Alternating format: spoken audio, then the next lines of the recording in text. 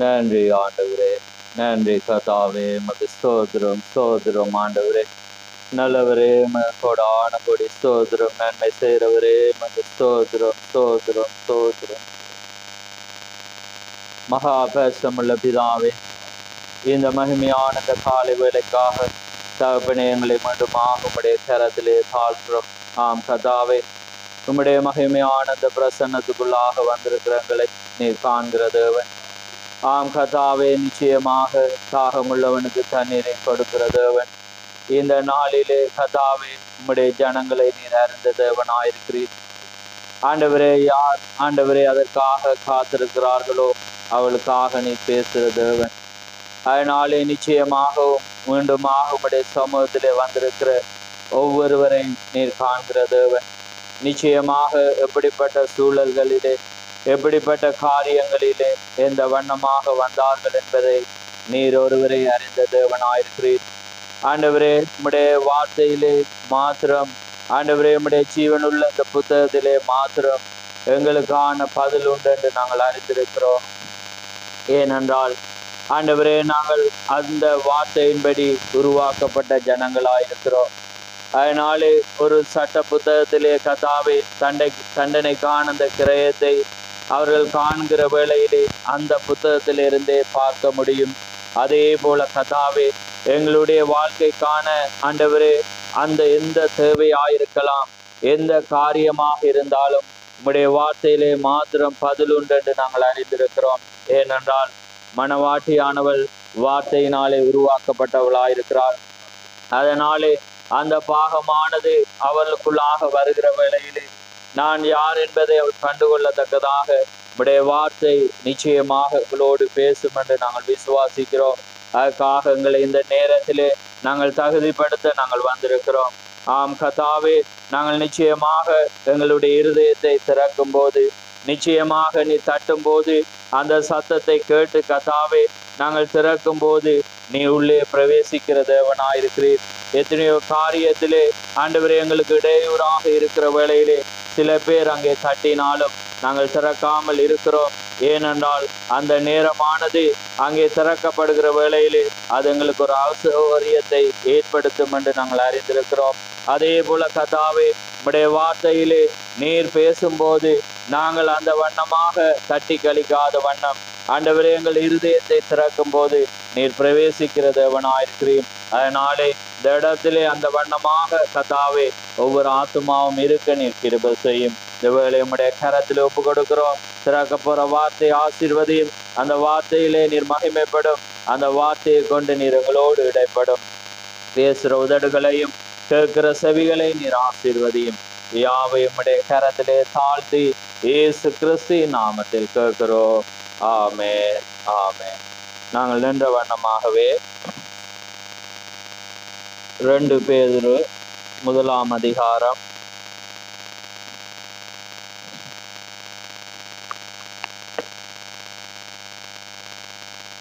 அதிலே 9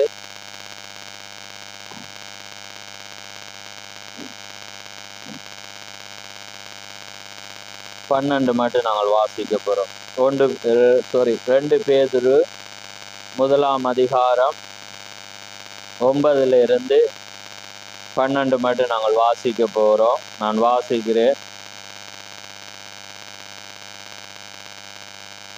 புதிய ஏற்பாடு 322வது பக்கம். இவைகள் இல்லாதவன் அவனோ அவன் முன் செய்த பாவங்களற தான் சுத்திகரிக்கப்பட்டதை மறந்து கண் சொருகி போன குருடனாயிருக்கிறான். ஆகையால் சகோதரரே, உங்கள் அழைப்பையும் தெரிந்து கொள்ளுதலையும் உறுதியாக்கும்படி ஜாக்கிரதையாயிருங்கள். இவைகளை செய்தால் நீங்கள் ஒரு காலம் இடறி விழுவதில்லை. இவ்விதமாய் நம்முடைய கர்த்தரும் இரட்சகருமாகிய இயேசு கிறிஸ்துவினுடைய நித்திய ராஜ்யத்துக்குட்படும் பிரவேசம் உங்களுக்கு பரிபூர்ணமாய் அளிக்கப்படும். இது நிமித்தம் இவைகளை நீங்கள் அறிந்தும் நீங்கள் இப்பொழுது அறிந்திருக்கிற சத்தியத்தில் உறுதிப்பட்டிருந்தும் உங்களுக்கு இவைகள் எப்பொழுதும் நினைப்பூட்ட நான் அசதியாயிரேன். ஆமென். දේවාලයේ සමාජ කාර්ය පවවලින් පවිත්‍ර කරනු ලැබුව බව මතක නැතිකොට ළඟ තිබෙන දේ පමණක් බලමින් අන්දව සිටි. එබැවින් සහෝදරයනි, නුඹලාගේ කැඳවීමද තෝරා ගැනීමද සිද්ධ කරගන්න පිණිස වඩා කඩිසරව ක්‍රියා කරපන්. මක්නිසාද නුඹලා මේ දේ කරනවා නම් කිසි කලකට නැති වෙන්නේ නැත. මක්නිසාද දෙසේ අපගේ ස්වාමී වූ ගැලවුම්කාරකේ යේසුස් ක්‍රිස්තුස් වහන්සේගේ සදාකාල රාජ්‍යයට ඇතුළු වීමට නුඹලා බොහෝසේ දෙවි ලැබේ. එබැවින් නුඹලා මේ දේවල් ගැන නුඹලාට තිබෙන සත්‍යතා ඒ කිසිද නොවොත් මම නුඹලාට ඒ දේවල් සීකරවන්න විතර සූදානම්ව සිටිනවා. ஆமென். யாவரும் அமர்ந்திருங்கள்.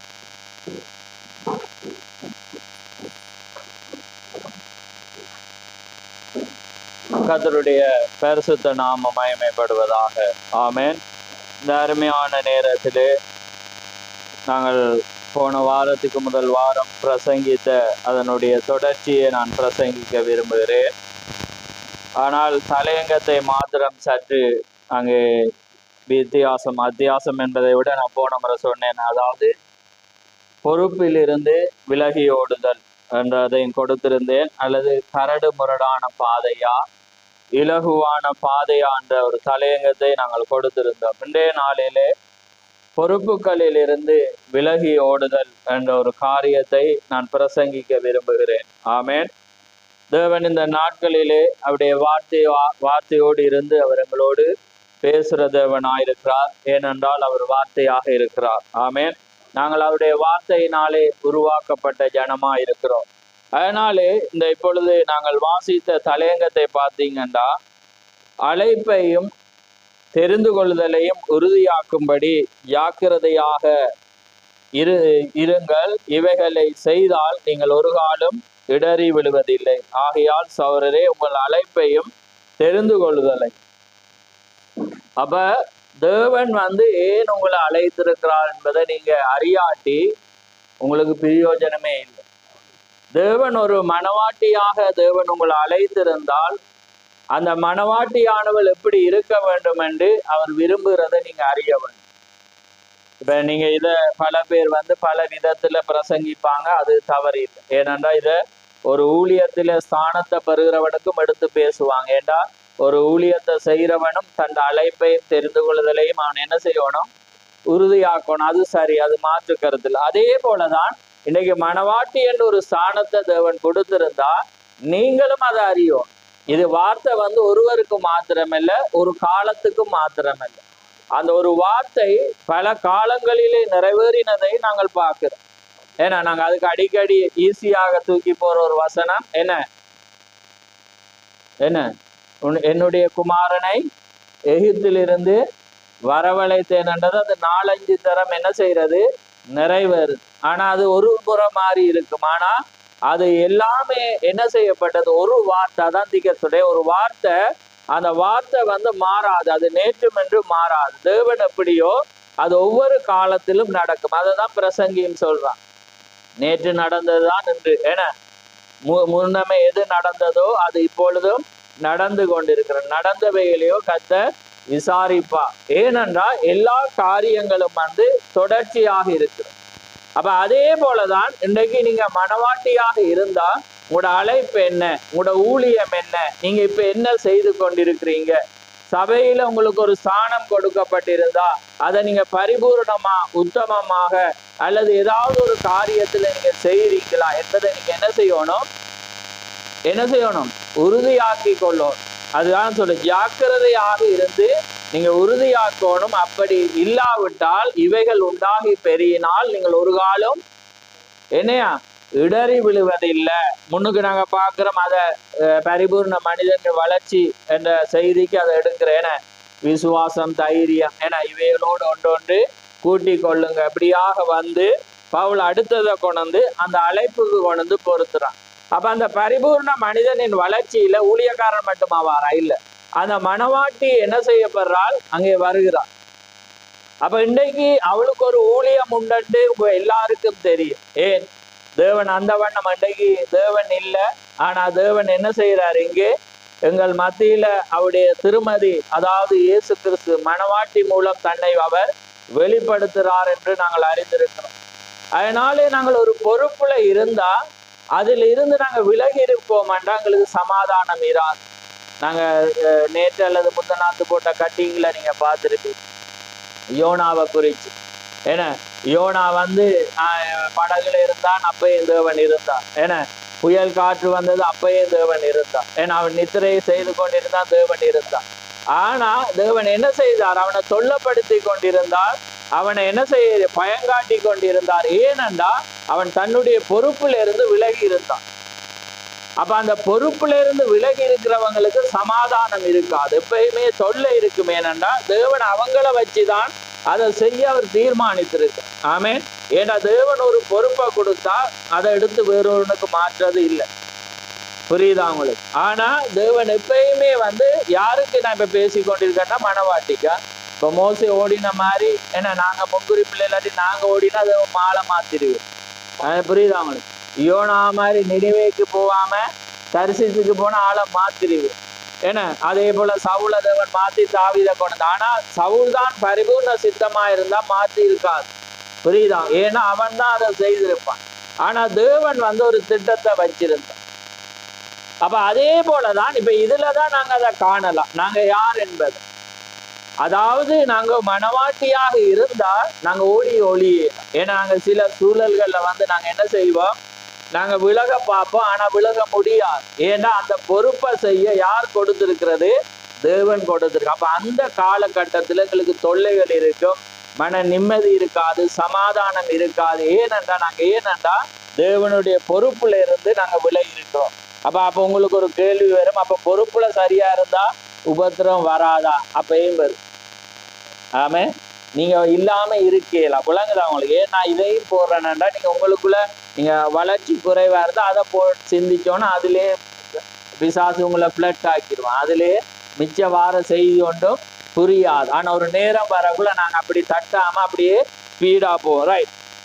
அப்ப பாருங்க, அதான் வேதம் சொல்லுது, உன் அழைப்பையும் தெரிந்து கொள்ள. இப்ப உங்களை ஒரு மனவாட்டியாக தேவன் அழைத்திருந்தா உங்களோட பொறுப்பு என்ன? இது நாங்க மெயின் ஸ்தானத்துல வச்சு பார்ப்போம். அதை விட உங்களுக்கு ஒவ்வொரு ஊழியங்களை தந்திருக்கலாம், ஒவ்வொரு பொறுப்பை தந்திருக்கலாம். இன்னைக்கு உலகத்துல ஒரு பொறுப்பை கொடுத்தா என்ன செய்யறோம்? இரவாக இருந்து என்ன செய்ய, நித்திரை என்ன, அது நித்திரையே வராது.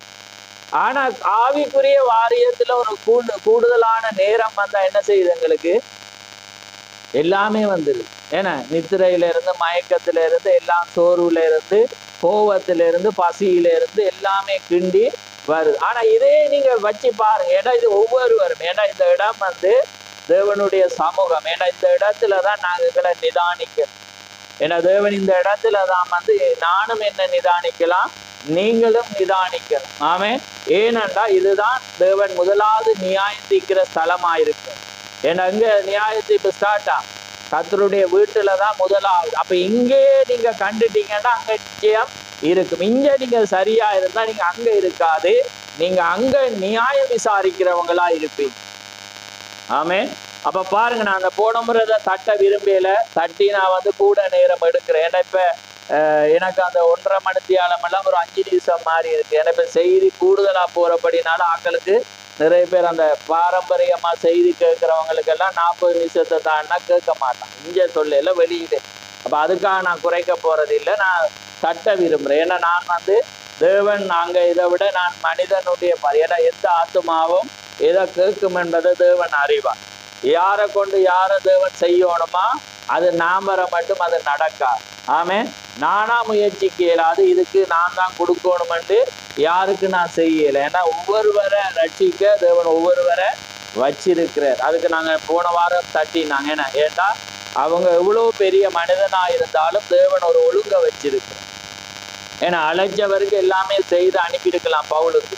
ஆனா தேவன் என்ன செய்யற, அவன் ஊழியத்துல ஸ்டார்ட் பண்ணபடினால அவன் வந்து ஒரு வனாந்திரத்துக்கு போய் அனுபவப்படும். அப்ப அவன் என்ன செய்யணும், ஒரு ஆசாரியன்ற ஊழியக்காரன்ட்ட போய் அவன் என்ன செய்யணும், தன்னை கடமையை செய்யணும், அவன்கிட்ட அவன் ஜெபிக்கும். அதுக்கு பிறகு தேவன் அழைச்ச ஒரு ஊழியம் கொடுத்தோன்னா அவன் செய்துட்டு போவான். ஆமே. புரியுதா உங்களுக்கு? இதுதான் ஊழியம். இன்னைக்கு பாத்தீங்கன்னா வார்த்தை தெரிஞ்சோன்னு எல்லாரும் இறங்கிடுவாங்க, ஆனா அது தவறு. இன்னொரு ஆளுக்கு ஜெபிக்க போயிடுவாங்க, அது தவறு. இன்னொருவரை சுகப்படுத்த போயிடுவாங்க, அது தவறு. ஆமே. ஏனென்றா அதற்கு தேவன் என்ன செஞ்சிருக்கிறார்? ஞானஸ்தானம். இங்கே இலங்கை எடுத்துக்கொண்டா ஞானஸ்தானம் கொடுக்க போயிடுவாங்க, தனியே என்ன செஞ்சிருவாங்க? போயிடுவாங்க. ஆனா அந்த ஸ்தானம் வராம அங்கீகரிக்கப்படாது. ஏன்னா தேவன் எப்பயுமே ஒழுங்கின் தேவன். அதான் நான் சொன்னேன். நான் எப்பயுமே அன்னைக்கு நாங்க யாக்கோபை பார்த்தோம். யாக்கோபு அன்னைக்கு ஏறக்குறைய 18-20 வருஷமா அழுதுட்டே இருக்கிறான். ஏன்னா அழுதுட்டே இருக்கிறான். தேவன் வந்து யாருக்கு அழுகிறான்? யோசேப்புக்காக அழுகிறான். அப்ப யாக்கோபு தான். என்ன யாக்கோபு வந்து யோசேப்புக்காக என்ன செய்யறான்? அழுகிறான். அவனுடைய இருதயமே சாகுற மாதிரி இருக்கு. ஆனா இங்க போய் சௌரங்கள் போய் பார்த்துட்டு வந்து இங்க சொன்னோன்னதான் வாரேர் தேவன் வந்து சொல்லி அவன் சாக இல்லையா? விளங்குது அவங்களுக்கு? அப்ப உங்களுடைய ஜெபங்களை வந்து தேவன் கண்டும் காணாம இருப்பேன்னா டைம் வரும். அந்த நேரம் வரக்குள்ளதான் தேவன் சொல்லுவேன். அன்னைக்கு இவனை பார்த்து நாங்க மனாசையை பார்த்து 38 வருஷமா அழுகிறான். 1 வருஷம் இல்ல, 2 வருஷம் இல்ல, 38 வருஷமா அழுகிறான். 38வது வருஷம் தேவன் கொண்டு திரும்ப அவனுக்கு அதை கொடுக்குறேன். புரியுதா அவங்களுக்கு? தேவன் உங்களோட பேசுவாருன்னு விசுவார். ஏன்னா நீங்க எல்லாருக்கும் வந்து ஒரு என்ன தேவன் தர்ற வேலையில உங்களை ஒப்பிட்டு பாருங்க. நாங்க உடனே நாங்க முயற்சிக்கிறோம், அப்படி இல்லை. தேவன் ஒவ்வொன்றுக்கும் ஒரு காலத்தை வச்சிருக்கு. தேவனுக்கு எப்ப அதை கொடுக்கணும் என்பதை தெரியும். அதுதான் பரிபூர்ண சித்தமாயிருக்கு. ஏன்னா பரிபூர்ண சித்தத்துக்கு முன்பாக நாங்க முந்தலாம். ஆனா முந்தினா அது நாசத்திலே நாசமாயிடும். புரியுதா உங்களுக்கு? நான் அன்றைக்கு பேசி ஒன்றுக்குள்ள தேவன் திரும்ப ஒரு காரியத்தை உணர்த்தினேன். என்னண்டா, நாங்க அன்றைக்கு மேலோட்டமா அவனை பார்த்தோம். நாங்க மனாசே என்ன எசேக்கியாவையே பார்த்துருக்கோம். எசேக்கியா ராஜா. இப்ப எசேக்கியா ராஜா எத்தனை வருஷத்தை கூட்டி கேட்குற? 15 வருஷத்தை. சரியா? 15 வருஷத்தை கூட்டி கேட்குறேன். இந்த வடிவா நோட் பண்ணிக்கணும். இந்த 15 வருஷம் ரைட். இப்ப மனாசே யார புள்ள? எசேக்கியாட புள்ள. எசேக்கியா மரிக்கும் போது மனாசேக்கு எத்தனை வயசு? 12 வயசு. புரியுதா உங்களுக்கு? அந்த 15 வருஷம் அவன் கூட்டி கேட்ட கேப்ல தான் இவன் பிறந்தான். யார் பிறந்த? எசேக்கியா மனாசே பிறந்து 15 வருஷத்துக்கு முன்பு எசேக்கியா மரிச்சிருந்தா இஸ்ரேல பெரிய ஒரு பாவம் வந்து அங்க போயிருக்கீங்களா? இஸ்ரேலையே நாசமாக்கி போன பிறந்த புள்ளதான் மனாசே. புரியுதா உங்களுக்கு? என்ன சந்தோஷப்படும் பாருங்க. இவ்வளவு வெளிப்பாடு எங்க போகுதுன்னு பாருங்க. ஒழுங்கா எசேக்கியாவுக்கு 15 வருஷம் கூட்டி கொடுக்குறேன். 15 வருஷம் கேப்ல தான் மனாசே பிறக்கிறான். அன்றைக்கு எடுத்துக்கொள்ள ஓமன் இருந்தா மனாசே பிறந்திருப்பானா? பிறக்க மாட்டான். அந்த மனாசே செய்த கேடுகட்ட வேலையை பார்த்தீங்கன்னா இஸ்ரேலே ரத்தத்தால நிரப்பினான். இஸ்ரேல் தேவாலயத்துக்குள்ளே மகிமை பொருத்தின தேவன் வர்ற இடத்திலே 2 தூண்களை விக்கிராராதனை ஏற்படி ஜனங்களே நாசமாக்கி இவனுடைய எல்லா பாவத்தையும் தேவன் நோட் பண்ணி வந்து கடைசியா இவன்ட நேரம் நெருங்கக்குள்ளதான் பிடிச்சி அனுப்புறாங்க. விளங்குது? அப்ப பாருங்க, எதான் கவனமா இருங்கண்டா சாக வேண்டிய வயசுல செத்துருங்க. விளங்குது அவங்களுக்கு? அந்த டைம் வருதுண்டா ஆண்டவரே இன்றைக்குதான் என்ன எடுத்துக்கொள்ளணுமெண்டா எடுத்துக்கொண்டுருங்க. விளங்குதா? இல்லாட்டி அதுக்கு பிறகு வர்ற விளைவு வந்து அது உங்களோட குடும்பத்தை நாசமாக்கி என்ன செய்யும்? அது எல்லாரையும் நாசமாக்கிறாதான் வெளிப்பாடு. பாருங்க, அதான் பாருங்க தேவன் ஓமன் ஏதோ அவர் கேட்கிறத கொடுக்கிற தேவன். என்னமே நிறைய பேருக்கு விளங்கல செய்யுது. இப்ப இல்ல சொல்ல நிறைய பேருக்கு தேவை. அது விசுவாசியோ அவிசுவாசியோ கேட்கிறத கொடுப்பேன். அவர்களுக்கு தடையே இல்லை. வாசிச்சிருக்கிறீங்களா? வேதத்திலேயும் பார்க்கலாம். எந்த கெட்டவனா இருந்தாலும் கொடுத்துருவேன். நீ கேட்கிறத பெற்று அதாலே நாசமா போ. ஆனா ஆண்டவரே நீங்க சரணடைஞ்சா அது ஆசீர்வாதம். ஏன்னா தேவனுக்கு தெரியாது செட்டில் பண்ண. அவர் கேட்கிற என்ன? எனக்கு வீட்டுல பிரச்சனை, வீடு கட்டப்படையில, பிள்ளைகளை வளர்க்கணும், மனைவி, அப்படி நிறைய சொல்றாங்க காரணம். இதெல்லாம் அவருக்கு செய்ய தெரியாது. அவர் ஒரு டைம்ல செய்யவார். இதெல்லாம் கேட்டுதான் கடைசி என்ன நடந்துச்சு? அந்த புள்ள பிறகு பாருங்க. அந்த டைமை பாருங்க. 15 இவன் சாகுக்குள்ள. அதனாலதான் சாகுக்குள்ள வயசை சொல்ற பிள்ளைருக்கு. ஏண்டா தேவன் மறைச்சிடு. நாங்க தான் ஆராயணும். தோண்டி ஏன்னா வெளியில கொண்டு வர்ற பாட்டி வந்து நாங்க. ஆமே. தீர்க்கதரிசி இந்த பூமியில இருந்தாலும் எல்லாமே அவர் சொல்லிடு. ஏன்னா ஊழியம் வந்து ரெட்டிப்பாக வந்து மணவாட்டிக்கு தான் வருது. ஆமே.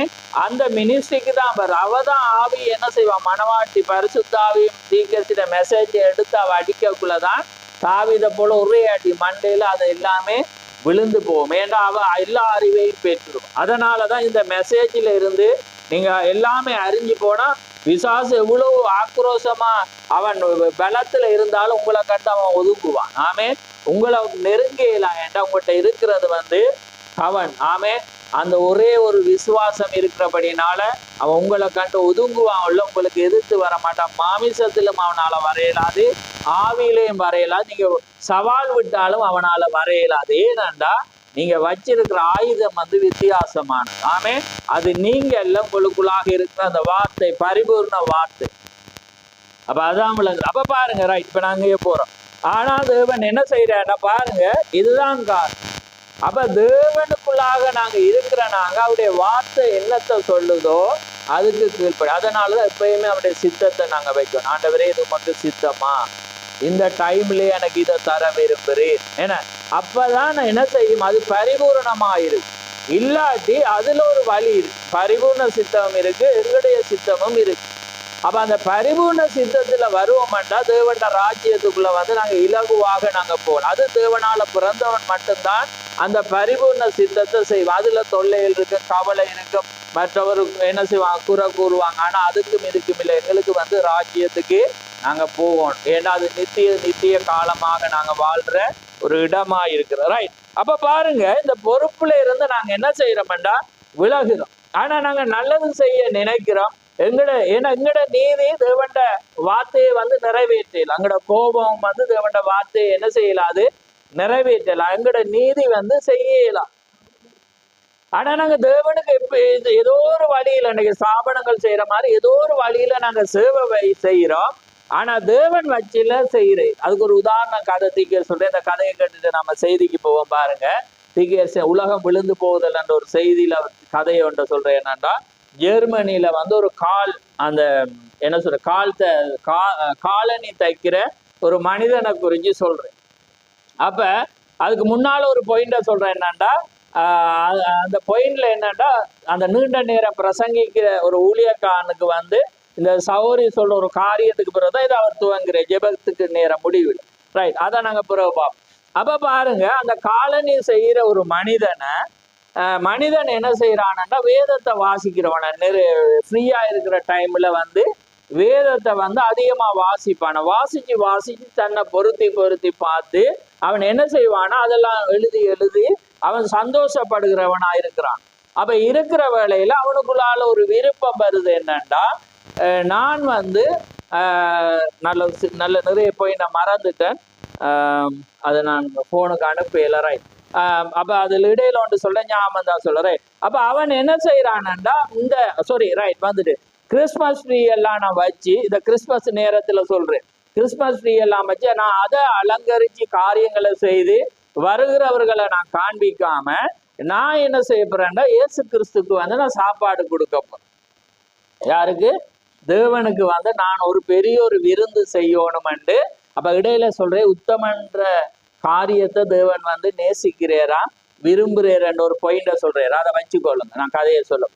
அப்ப பாருங்க, இவனுக்குள்ள ஒரு சின்ன பிள்ளைத்தனமான ஒரு ஆசை என்னன்னா தேவனுக்கு இயேசு கிறிஸ்துக்கு வந்து ஒரு சாப்பாடை அவர காலத்துல நடந்து அவர் கதையை சொல்ற உண்மையான சம்பவமா இது கதையெல்லாம் அவர் சொல்றாரு. அப்ப ரைட். அப்ப பாருங்க, அந்த காரியத்துல வந்து விருந்து செய்யணும்ன்ற ஒரு ஆடை அடிச்சு இப்ப பாருங்க என்னங்கிட்ட தலையங்க பொறுப்புல இருந்து விலகியோட அதை மறந்துடாங்க. இப்ப இந்த கதையை கொண்டு வர போறோம். ரைட். அப்ப ஏனண்டா நாங்க இப்படி போறோம், தேவனை நேசிக்கிறோம், தேவனை ஆராதிக்கிறோம் என்று நாங்க நினைக்கிறோம். ஏன்னா ஆனா எங்கட அந்த பொறுப்பு ஓட்டம் இருக்குதானே, அதுல இருந்து நாங்க விலகிட்டு அவரை ஆராதிக்க நாங்க விரும்புறோம். விளங்குதா? இப்போ உலகத்துல வந்து நாங்க போறோம், சில காட்சிகளை வந்து நாங்க சில பேருக்கு காண்பிப்போம். மாறையிலுமான்னு சொல்லுங்க, சில பேரை மாத்து உங்களால மாறையிலுமா? ஏன்னா நாங்க சில இடத்துல பாப்போம், பிள்ளைகளை பாடி அந்த குடும்பத்தை பார், இந்த இதை பார், ஏன்னா அவங்கள பார் இவங்கள பாருன்னு நாங்க சொல்லுவோம். ஆனா அதை பார்த்து யாரும் மாறையில, நானும் மாறையில, நீங்களும் மாறையில, உங்களோட பிள்ளையும் மாறல, யாரும் மாறல. நீங்க மாறணும்னா தேவண்ட வார்த்தை தான் உங்களை மாத்து. ஏன்னா விசுவாசமானதுதான் உங்களை மாத்துறதா இருக்கு. விசுவாசம் தான் வரங்களை கொண்டு வருகிறதா இருக்கிறது. புரியுது? அதான் நாங்க நேற்று பார்த்தோன்னா விசுவாசம் தான் வரங்களை கொண்டு வரும். விசுவாசம் இல்லாதது செத்த கிரியா. அப்ப விசுவாசம் வரக்குள்ளதான் நீங்க மாறுவீங்க. ஏன்னா வார்த்தையை விசுவாசிக்க. ரைட். இப்ப பாருங்க, அப்ப அவ என்ன செய்யணும், ஒரு ஆடு அடிச்சு நல்ல நல்ல விதவிதமான சாப்பாடெல்லாம் செய்து அவ என்ன செய்ய மேசையை அரேஞ்ச் பண்ணி போட்டு அதுல இவன் என்ன செய்யறான், இயேசு கிறிஸ்துக்கு ஒரு சேர் போட்டு இவனும் ஒரு சேர். பாருங்க சின்ன பிள்ளைத்தனமா இருக்குது. பாருங்க கதையை பாருங்க, கதையோட ஆழத்தை பாருங்க. ரைட். அவன் என்ன செய்யறான், அந்த டேபிள் ஃபுல்லா சாப்பாடெல்லாம் வச்சு போட்டு இவனுக்கு அந்த வார்த்தையை வாசிச்சோன்னா எல்லாமே அவருக்காக செய்யணும். ஏன்னா அவருக்கு நான் அவர் உலகத்தை நான் அலங்கரிக்காம அவருக்கு ஒரு சாப்பாடு கொடுக்கணும். அவன் என்ன செய்யறானண்டா இதெல்லாமே செய்து போட்டு என்ன செய்யறானண்டா இருக்கக்குள்ள உனக்கு ஞாபகம் வருது, அடே இயேசு கிறிஸ்துவோட இந்த அப்போஸ்தலர்களும் வந்துட்டாங்கடா என்ன செய்யறான், அவங்களுக்கும் என்ன செய்யறான், ஒரு சேரை போடுறான். இன்ட்ரெஸ்டா இருக்கா?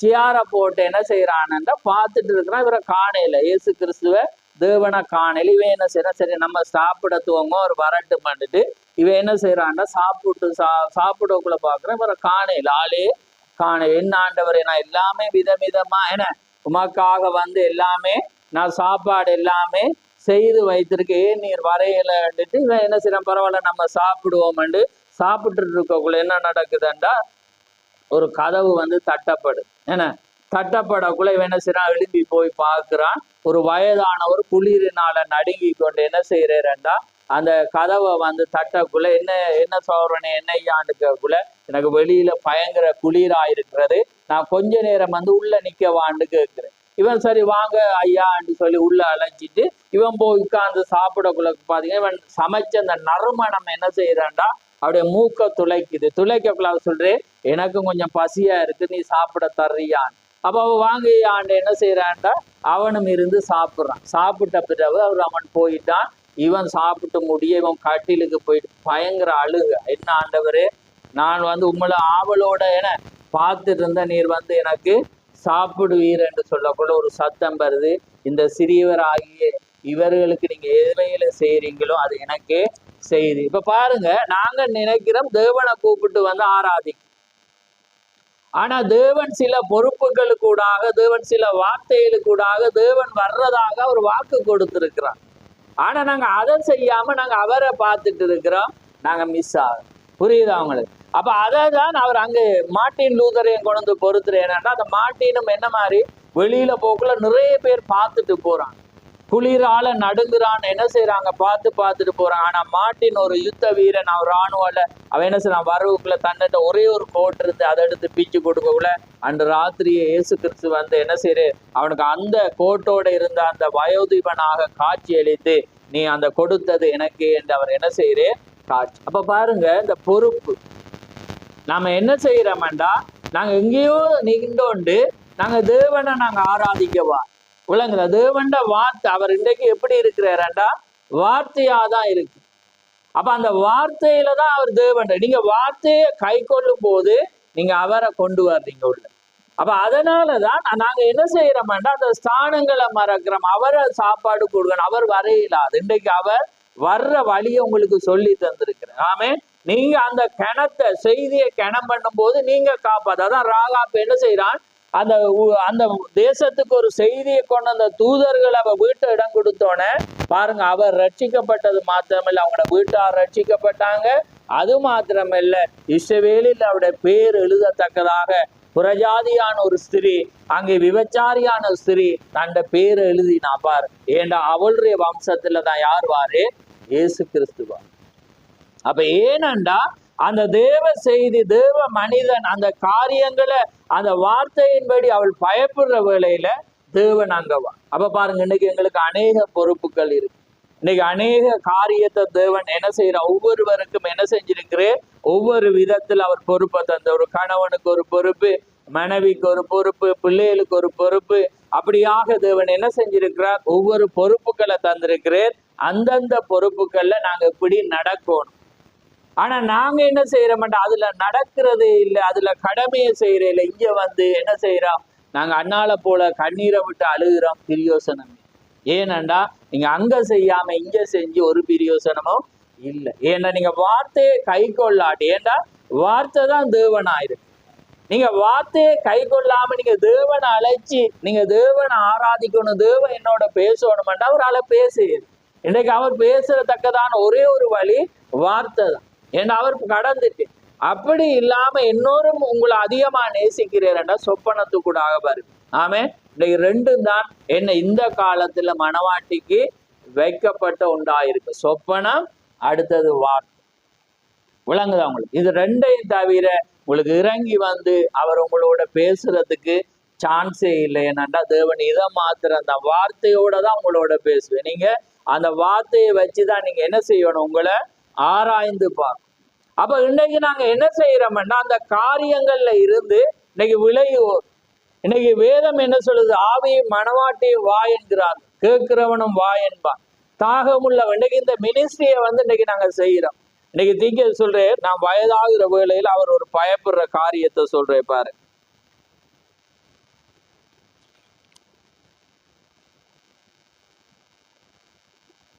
பாருங்க 80வது பந்தியில சொல்றேன் பாருங்க. இந்த செய்தியை கொண்டு செல்ல தேவன் நமக்கு அளித்துள்ள பொறுப்பு. எனக்கு வயதாகி கொண்டே போய் என் நாட்கள் குறுகின்றன என்று நான் நினைக்கும் போதெல்லாம் என் பொறுப்பை நான் அதிகமாய் உணர்கிறேன். வேகமாக செய்ய வேண்டும், நாம் நிச்சயமாய் அப்படி செய்ய வேண்டும். நாம் எல்லா இடங்களுக்கும் சென்று இச்செய்தியனை அறிவித்து இயேசு கிறிஸ்து வரப்போகிறார் என்றும் கர்த்தருடைய வருகையை தவிர இவ்வுலகத்தில் வேறு நம்பிக்கை கிடையாது என்பதை மக்களுக்கு அறிக்கிற வேண்டியவளாய் நாம் இருக்கிறோம்.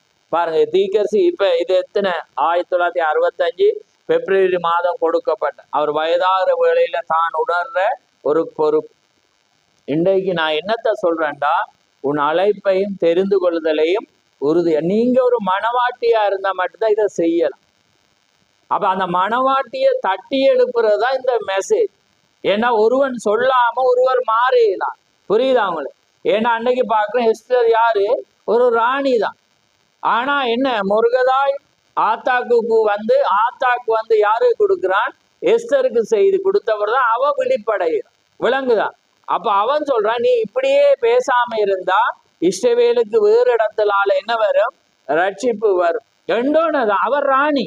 ஆனா அவர் தண்ட ஸ்தானத்தை என்ன செய்யறா?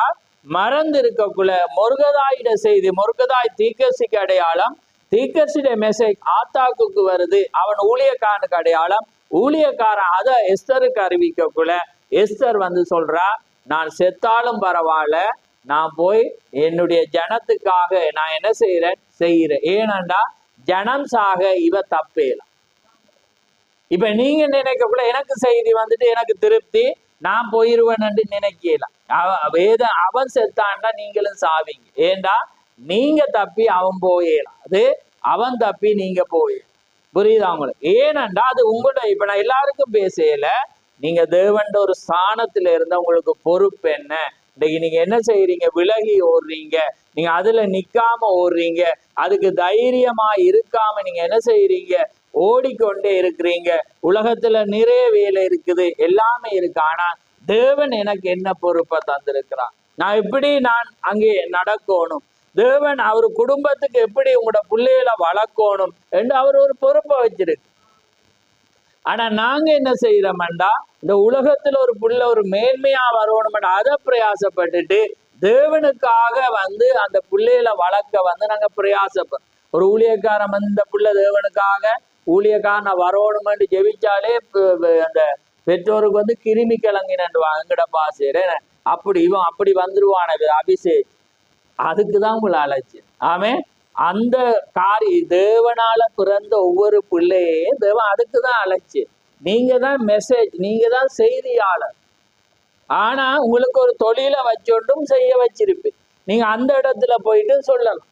ஏன்னா நீங்க அந்த இடத்துல போய் சண்டை பிடிச்சிட்டு அதே பொறாம போட்டியோட இருந்தீங்கடா, நீங்க மெசேஜ சொல்லலுமான்னு சொல்லுங்க. அங்க நீங்க வந்து எப்படி ஒரு தாழ்மையான காரியத்தோட எப்படி உங்களோட குணாதிசயத்தை காண்பிச்சோண்டு எப்படி நீங்க வழி விலகுறீங்கன்றது மற்றவன் பார்ப்பான். அதான் நீங்க சொல்றேன், அந்த தானியலால மாத்திரம்தான் நான் தேவன்ட மனுஷன் என்று சொல்லலுமா? வேதம் அப்படிதான் சொல்லி அவன் பாபிலோன்ல இருந்தாலும் நான் ஒரு யூதன், நான் பாபிலோன்ல இருந்தாலும் நான் தேவன்ட மனிதன். அவனுக்கு எத்தனையோ சாப்பாட்டை கொண்டு வந்தாங்க, இல்ல அவன் மரக்கறியும் பருப்பும் சாப்பிட்டான், புஷ்டியா இருந்தது. ஏன்னா அது எல்லாமே தீட்டான சமையல், இறைச்சி வகைகள் தீட்டா இருந்தது. ஏன்னா யூதர்களுக்கு சில தீட்டான சாப்பாடு இறைச்சி வகைகள் இருந்துச்சு, அதுல பண்டியும் உண்டாயிருந்துச்சு, ஏன்னா பழைய ஏற்பாடு. அப்ப அதனால இவங்க பிரஜாதியார் என்ன செஞ்சாங்க, எல்லா சாப்பாடு சமைச்சு அந்த காரியத்துல கொண்டு வைக்கலாம் சொல்றான். இது எங்களுக்கு வேணாம், இது தீட்டானது, நான் எங்களுக்கு பருப்பு மரக்கறிய சமைச்சு தாங்க. அவர் சொல்றான், ராஜா இதை தெரிஞ்சா என்ன கொன்றுவாக்கோ. அவர் சொல்றேன், 10 நாள் சோதித்து பாருங்க யார் புஷ்டியா இருக்கிறது. புரியுதா உங்களுக்கு? இப்ப நான் என்னத்த சொல்றேன்டா, நீங்க எங்கேயும் இருக்கலாம். நீங்க சில நேரத்துல சொல்றீங்க, நாங்க தொழில் செய்தா சிலதை அட்ஜஸ்ட் பண்ணதான் போயிடும், நாங்க தொழில் செய்தா நாங்க இப்படி உடுத்துதான் ஆகணும், நாங்க தொழில் செய்தா நாங்க இப்படிதான் போகணும், நாங்க தொழில் செய்தா நாங்க மதத்துக்குள்ளாக என்ன பிரிவினை நாங்க என்ன செய்யக்கூடாது, கொண்டு வரக்கூடாது. நான் சரி, ஆனா நீங்க தேவண்ட மனிதனா இருந்தா நான் சொல்ல தேவையில்ல, நீங்க நடந்து கொள்ளுங்க. ஏண்டா புரியுதா? ஏனண்டா நீங்க எந்த இடத்துல நீங்க தேவண்ட மனுஷன் தான், அதை மாத்தேலுமா? மாத்தவே. ஏண்டா நீங்க யாரா இருக்கிறீங்க? ஒரு லீலி புஷ்பமா இருக்கிறீங்க. நீங்க யாரா இருக்கிறீங்க? தங்கமா இருக்கிறீங்க. ஏனண்டா அதை மாத்தவே இல்லாத, அது இருந்தாலும் அதுதான். புரியுதா? அதுதான். அது இனம்தான். அது கோழிக்குள்ள கழுகு வளர்ந்தாலும் அதுக்காக கோழி ஆகாது, பறக்கலாம் ஆகாது. அது என்ன செய்யும்? டைம் வரக்குள்ள என்ன செஞ்சிடும்? பறந்துடும். அதே போலதான் தேவண்ட மனிதனா இருந்தா இன்றைக்கு நீங்க வார்த்தை வரக்குள்ள நீங்க மாறுவீங்க. ஏண்டா அது நீங்க அல்ல, உங்களை வச்ச அந்த பொறுப்பு அப்படி மாத்தும். ஆமே. ஏனென்றா நீங்க தேவண்ட சத்தம் வரும்போது நீங்க அதுக்கு என்ன செய்வீங்க? செவி கொடுத்து. இப்ப தேவன் ஒவ்வொருவரும் ஒவ்வொரு இடத்துக்கு மாத்தும். அதான் அவர் பறந்து அனுப்புற. நீங்க பறந்து ஒவ்வொரு இடத்துல, இப்ப நான் எல்லா இடத்துக்கும் சொல்லல, நீங்க ஒவ்வொரு இடத்துக்கு நீங்க போவீங்க, உங்களோட தொழில் நிமித்தமா அல்லது ஏதோ ஒரு கார், அந்த இடத்துல நீங்க தேவண்ட வார்த்தை, அந்த சாட்சி ஒருவனை மாத்துதான். உங்களோட பேச்சு, உங்களோட நடவடிக்கை, உங்களோட காரியம் எல்லாமே ஒருவனை மாத்துதான்றதை நீங்க பாரு. அதான் வேதம் சொல்லுது, நீங்க ஒவ்வொன்றிலையும் நீங்க என்ன யூதா, சமாரியா, எருசலேம், அத ஸ்தாபனங்கள் 3 இடத்துக்கு சொல்லுவாங்க. ஏன்னா வீடு ஏன்னா வெளியில சொல்லி மற்ற உலகத்தை வெளி இடங்களை சொல்லுவாங்க. ஏண்டா முதல் ஒருவன் சாட்சி அங்கே இருக்கணும், வீட்டுல இருக்கும். அடுத்தது எங்க இருக்கணும்? அயல்ல இருக்கணும். அடுத்து அவன் வேலை செய்யற இடமோ மற்றது. இங்கே பெய்யலண்டா அங்க எல்லாம் இப்படி இருக்கு, அங்க எல்லாமே தலகுலாக தான் இருக்கு. ஏனண்டா அது ஒன்றும் இல்லை. அது நீங்க அந்த இனம் என்ன செய்யும்? அது இனத்தை தான் அது என்ன செய்யும்? பிறப்பிக்க. அதை என்ன செய்யலாம்? அது நாங்க மாத்த இயலாது. ரைட். அப்ப பாருங்க, இதுதான் அங்கே காரியமாய். அதான் தீகர் சொல்றேன், தேவனால பிறந்தவன் மட்டும்தான் என்ன செய்யலாம்? அந்த காரியத்தை என்ன செய்யலாம்? அவனால சொல்லலாம். ஏனென்றா அவன் தான் தேவனுடைய மனிதன், அவனுக்குள்ளாக இருந்த தேவனுடைய காரியம். பாருங்க, சாத்ராக் மேஷாக் அவங்க மாத்திரம்தான் அதை செய்தான். பாபிலோன்ல எப்படி காரியம் மறிச்சாலும் நாங்க அதை செய்ய மாட்டோம் என்ற ஒரு கொள்கை அவங்களுக்குள்ள வருது. என்னன்னா தேவன் அந்த வண்ணமாக வச்சு, அதே போலதான் இந்த தேசத்துல அப்படி 100 1000 அவர் வைக்க போறது இல்லை. அது ஒரு குறியின வட்டமா தான் இருக்கு. அந்த குறியின வட்டத்துல அந்த குறியின மனிதர்கள் மட்டும்தான் அவங்க எந்த இடத்துல போனாலும் அவங்களோட இயல்பு மாறி. ஏண்டா நீங்க கவனிங்க, உங்களோட சரீரத்துல உங்களுக்கு குணாதிசயம் இல்லை. எங்க குணாதிசயம் இருக்கு? ஆத்துமாலதான். ஏன்னா ஆத்துமா யாருடையது? தேவனுடைய. அப்ப அந்த ஆத்துமாவுல தேவன் நீங்க யாரா இருப்பீங்க, உங்களுக்குள்ள என்ன குணாதிசயம் இருக்குமென்று அவர் அறிஞ்சிட்டேரண்டா அந்த ஆத்துமா மாத்திரம்தான் என்ன செய்யும்? அதை செய்ய. ஏன்னா அதான் பாருங்க, சரீரம் செத்தோட முடிஞ்சு, ஆனா ஆத்துமா என்ன செய்யாது? சாகா. அதான் நாங்க பாக்குறோம். நாங்க ஒரு புலியான நபரா இருந்தாலும், இப்ப பழைய ஏற்பாடுல பாருங்க, அவங்க ஆதி ஆமத்தில் இருந்து அந்த ஆவிகள் மறிச்சாலும் அது அந்த ஆவி என்ன செய்யறது? கடத்தப்பட்டே வருது. ஏனென்றா சரீரம் மறிச்சுட்டு ஆவி மறிக்கு. அந்த ஆவி என்ன செய்யுது? கடந்து வருது. அதே நேரத்துல பரிசுத்தாவியை பெற்ற மனிதர்கள் மறிச்சாலும் அவங்களோட ஆவி என்ன செய்யுது? அடுத்தடுத்த மனிதர்களுக்குள்ளாக பிரவேசிட்டு தான் போகுது. ஏன்னா ஆவி ஒரு நாளும் என்ன செய்யாது? மறிக்க. அப்ப அந்த ஆவிக்குள்ளாக இருக்கிற தன்மை விசுவாசம் வர்ற வேளையில தான் அது என்ன செய்யப்படும்? அதை கிரியைக்கு கொண்டு வரும். அப்ப அதான் நாங்க பார்த்தோம், நாங்க அந்த இயற்கைக்கு மேற்பட்ட குணாதிசயங்கள், அன்பு, ஏன்னா சமாதானம், சாந்தம் எல்லாமே ஆத்மாக்குள்ளதான் இருக்கு. அப்ப அந்த ஆத்மாவை கண்ட்ரோல் பண்ற பரிசுத்தாவி வந்தாதான் அது என்ன செய்யும்டா, உங்களோட நிறம் மாறா. நிறம் என்ன செய்யாது, மாறாது. இல்லாட்டி மாறும் தான். எங்கட முகம் சிரிச்சிட்டு இருந்தது என்ன செய்யும், ஒன்று வந்தோன்னு டக்குன்னு மாறும். ஏன்னா அது இப்படிதான் அந்த அட்வர்டைஸ்மெண்ட் எல்லாம் எடுக்கலுமோ தெரியல. ஏன்னா வீடியோல இருந்தாதான் அதை பார்க்கலாம். அப்படி டக்குன்னு மாறும். ஏனண்டா அது இந்த ஆத்துமாக்குள்ள இருக்கு. ஆனா அது ஆத்துமாக்குள்ள விசுவாசம் இருந்தா அது மாறாது, அது சிரிக்கும். ஏனண்டா அது என்ன செஞ்சுட்டு உலகத்துக்குள்ளாக அது என்ன செஞ்சுட்டு மறிச்சு தேவனுக்குள்ளாக அது வந்தபடினால அதனால என்ன செய்யாது, மாறையில. அது புரியுதா நான் சொல்றேன்? ஏன்னா ஒன்று இப்ப கழுகு மாறிடுமா, மாறாது. புறா மாறுமா? இப்ப பதம் பாருங்க, புறாவை நாங்க பாக்குற புறா, இந்த மற்ற எல்லா பறவை இனங்களும் குளிக்கும். ஆனா புறா என்ன செய்யாது, குளிக்காது. அதாலதான் நானும் குளிக்கிறேன்னு சொல்லிடுறாங்க, குளிக்கிறே இல்லைன்னு. ஏன்னா அப்ப பாருங்க, நானும் ஒரு புறான்ட்டு சொல்லிடுறாங்க. விளங்குத? புறாக்கு மட்டும்தான் அந்த இயல்பு தேவன் என்ன செஞ்சு வச்சு. ஏன்னு சொல்லுங்க, அதுக்குள்ளால இருக்கிற ஒரு எண்ணத்தன்மை. அந்த எண்ணத்தன்மை என்ன செய்யும்டா, அதை புதுப்பிக்க. பாருங்க, அந்த எண்ணெய் எதுக்கு அடையாளம், பரிசுத்தாவிக்கு. அப்ப அதே போலதான் ஒரு கிறிஸ்தவனுக்குள்ளால பரிசுத்தாவி இருந்தா அவன் எப்பயுமே பரிசுத்தமா தான் இருக்கு. ஏனண்டா அவனுக்குள்ளாக என்ன செய்யப்படுது, அந்த ஆவி எண்ணெய் அவன் என்ன செய்யுது, சுத்திகரிக்கு. அப்ப பாருங்க, இன்றைக்கு நாங்க எங்க இருக்கிறோம், நாங்க எங்களுடைய பொறுப்புல இருந்து நாங்க என்ன செய்யறோம், எங்கே ஓடிக்கொண்டிருக்கிறோம்ன்றதை பாருங்க. இன்னைக்கு நாங்க அந்த வண்ணமா இருக்காது. நாங்க போன வாரம் வாசிச்ச நாங்க ஒன்றே சிந்தித்து ஒரு மனமா. நான் நேற்று கட்டிங்கும் அனுப்பினேன். அன்றைக்கு அந்த பரிசுத்தாவி வந்தண்டா அந்த ஒரு மனம், அவங்க ஒரு மனமா ஒன்று கூடி ஒரே செய்தியை நாங்க ஒன்று குருந்தியர் 1 அதையும் மறந்துறாங்க. அந்த வசனம் நாங்க பார்த்தனாங்க, என்ன சகோதரரே நீங்கள் ஒருமனப்பட்டவராய், ஏன்னா ஏக சிந்தையும் எல்லாரும் ஒரே சிந்தையுமா இருக்கும் போதுதான் நாங்க தேவனை கொண்டு வர. இல்லாட்டி நாங்க என்ன செய்யலாம், எவ்வளவு துள்ளி குதிக்கலாம், எவ்வளவு செய்தியை பிரசங்கிக்கலாம், எவ்வளவு நாளும் இந்த இடத்துல இருந்தாலும் ஒரு மனம் வராட்டி ஒன்றுமே இல்லை. ஏன்னா இன்னைக்கு அந்த பிரிவினை அதே காரியத்தை தான் என்ன செய்யும், எங்களோட காரியங்கள் எல்லாமே அதை என்ன செய்யப்படுது, மாத்து. எங்களோட பொறுப்பு, இப்போ பொறுப்பு வாய்ந்தவங்களே ஒவ்வொரு ஸ்தானத்துல நாங்க என்ன செய்யறோம், கோவப்படுறோம், காரியங்களை செய்யறோம், எரிஞ்சு விழுகிறோம். எல்லாமே செய்யும் போது அது என்ன செய்யாது, தேவனுடைய நீதியை நடப்பிக்கும். கோபம் கோபத்தை பிறப்பிக்கும், அன்பு அன்பை பிறப்பிக்கும். ஏண்டா அதுதான் அதை என்ன செய்யப்படும், அப்ப எல்லாமே சேஞ்ச் ஆகணும். நாங்க முழுவதுமா மாறணும்டா விசுவாசம் மாத்திரம்தான் அதை என்ன செய்யப்படும், எங்களை மாத்த முடியும். ரைட், நாங்க சில காரியத்தை வாசிக்க போறோம்.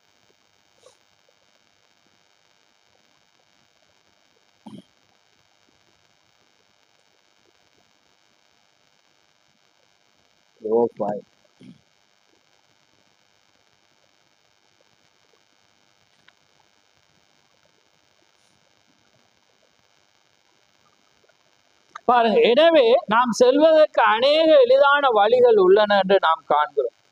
தர்சீசுக்கு போகும் கப்பல் அது எளிது, அது பொறுப்பு எதுவுமே இல்லை. பாருங்க, தர்சீசுக்கு போகும் வழி என்னையா, அதுல பொறுப்பு இல்லை. இப்போ இன்றைக்கு நாங்க சபைக்கு வந்தாலும் எதையாவது ஒரு பொறுப்பு எடுக்க நாங்க என்ன செய்யறோம்டா, விரும்புறோம் இல்லை. ஏன்னா அதை நாங்க அந்த பொறுப்புகளை பார்க்க குழந்தைங்களுக்கு அது ஆக்களோட ஃபேஸ் பண்ண நாங்க என்ன செய்யறோம்டா, கஷ்டப்படுறோம். அதனால நாங்க என்ன செய்யறோம்டா, தர்சீசுக்கு போறோம். ஆனா நாங்க யாரா இருக்கிறோம், நான் உங்களை ஊக்கப்படுத்துறதுக்காக சொல்றேன், யோனாவே வச்சுக்கொள்ளுங்க. என்ன அப்ப யோனா, அப்ப நான் முன்குறிக்கப்பட்டவன் ஒரு நம்பிக்கையோட இதை சிந்திச்சுப்பாரு, விளங்குதா உங்களுக்கு? ஆனா நாங்க என்ன செய்யறோம்டா, அந்த பொறுப்புல இருந்து நாங்க என்ன செய்யறோம்டா, தட்டி கழிக்கிறோம். பாருங்க, பொறுப்பு எதுவும் இல்லை, எல்லாமே உங்களுக்கு கிடைக்கிறது, எல்லாரும் உங்கள் மேல் பிரியம் கொள்கின்றன, நீங்கள் யாரிடமும் கருத்து வேற்றுமை கொண்டிருப்பதில்லை, ஆனால் அது உணவு தட்டுக்களை துடக்கும் கந்தே துணை அன்றி வேறொன்றும் இல்லை. அப்பண்டா நீங்க எதுக்கு அடையாளமா இருக்கிறீங்கன்னா, அந்த உணவு தடைக்குள்ள அந்த துணி இருக்கு, அதுக்கு நீங்க சமனானவர்கள். நீங்க பரிசுத்தமா இல்லை, நீங்க ஊத்த துடைக்கிற ஒரு கந்தையாக இருக்கிறீங்கன்றதை தீக்கர் சொல்றேன். ரைட், இப்ப நாம எந்த காலத்துல இருக்கிறோம்ன்றதை நாங்க வாசிச்சுட்டு இதுக்கு போகும் பாரு.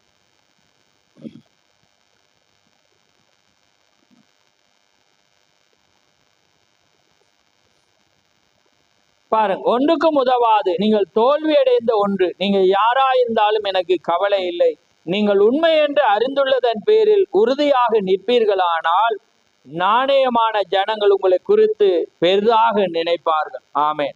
அப்ப பாருங்க, இப்ப இதை பார்ப்போமா, இந்த காலத்தை குறித்து என்ன சொல்றேன் தீக்கரிசி பாருங்க. நாம் காண்பது என்னவெனில் நாட்கள் செல்ல செல்ல அது அதிகரித்து வருகிறது. ஏண்டா இன்றைக்கு இந்த காலம் பாத்தீங்கன்னா நரம்பு தளர்ச்சியின் காலம். என்ன காலம்? நரம்பு தளர்ச்சி. இன்னைக்கு இந்த ஆட்களுக்கு அதிகமான வருத்தம் பாத்தீங்கன்னா நரம்பு தளர்ச்சி.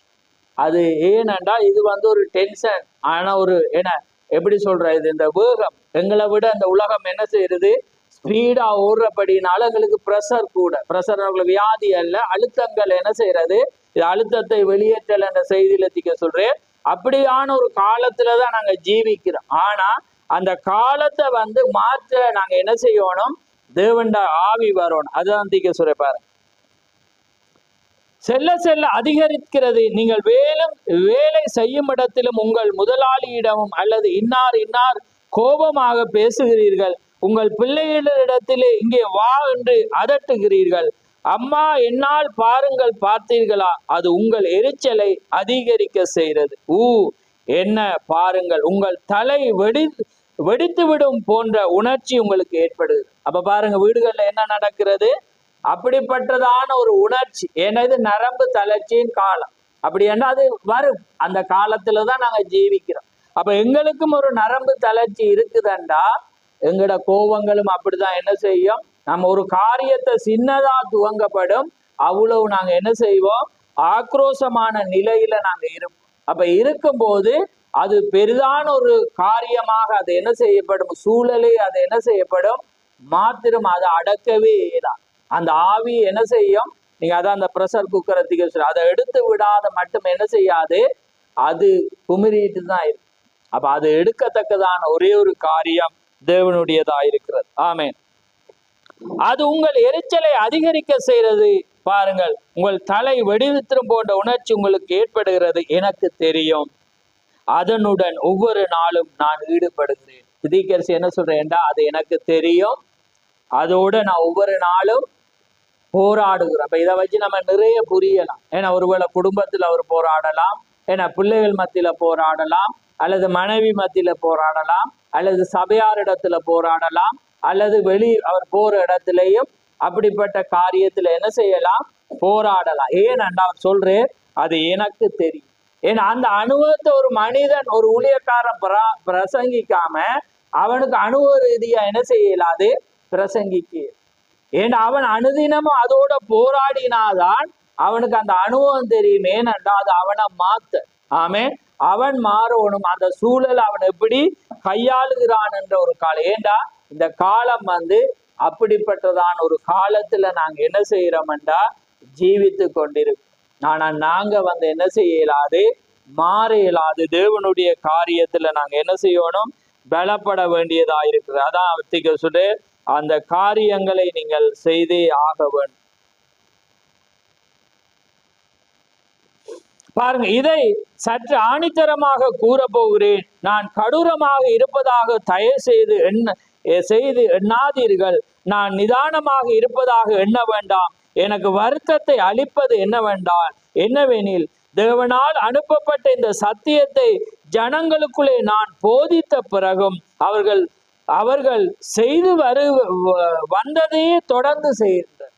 என்னையா அவனுக்கு இது கடூரமான ஒரு காரியம் என்று நினைக்க வேண்டாம் என்று தீர்க்கதரிசி என்ன சொல்றேன், ஜனங்களுக்கு சத்தியத்தை சொல்லி இப்படி நடக்காதீங்கன்னு சொல்லக்குள்ள அதே காரியத்தை செய்யும் போது அது எப்படியான நிலையை கொண்டு வரும் என்று என்ன சொல்றார், அவர் செய்யறார். ஏன்னா நாங்க வார்த்தையை இந்த இடத்திலே நாங்க பாக்குறோம்னா பாருங்க, நாங்க வெளியில வீடு வைப்போமே, ஆனா இப்ப இந்த இடத்தை எடுத்துக்கொண்டாலே இந்த இடத்திலே நாங்க தேவண்ட வார்த்தையை கேட்டோண்டு நாங்க இதுக்குள்ளே எத்தனை பேரோட கோபமா இருப்போம்னு சொல்லுங்க.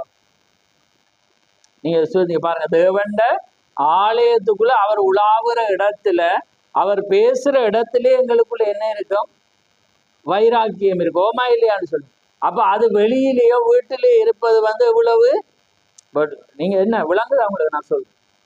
அப்ப பாருங்க, ஏனென்றா அப்படிப்பட்ட ஒரு காரியம், ஏன்னா அந்த பயம் இல்லாத தன்மையோடு நாங்க என்ன செய்யறோம்டா தேவண்ட சமூகத்துக்கு வரும்போது அப்படியான காரியத்துல செய்யறோம்.